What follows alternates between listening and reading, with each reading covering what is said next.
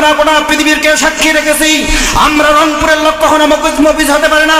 রংপুরের সমস্ত তৌহিদি জনতা আল্লাহর কোরআনের জন্য বাংলার জমিনকে আমরা কোরআন দিয়ে সাজানোর জন্য বাংলার জমিনে আমরা রাজপথে নামে আমাদের বুকে তাজা রক্তগুলো ঢেলে দেওয়ার জন্য প্রস্তুত। কথা বলেন ঠিক কিনা?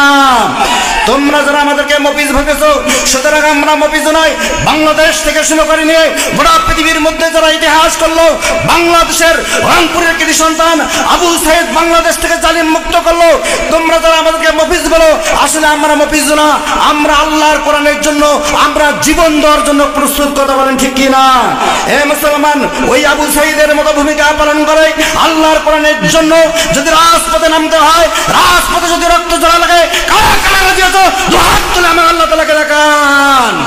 একটি বার্তা দিতে চাই, যেই বার্তাটা হচ্ছে বর্তমান ডক্টর ইউনূসকে আমরা সাধুবাদ জানাইতে চাই এই কারণে যে বাংলাদেশের মধ্যে ডেভিড হার্ট অপারেশন যেটা চালু হয়েছে, এইরকম একটা ডেভিড হার্ট অপারেশন নয়, এইরকম যদি বাংলার জমিন থেকে যদি জালিম মুক্ত করা হয়, এইরকম যদি আবারও আর একটি ডেভিড হার্ট অপারেশন করা লাগে, আপনি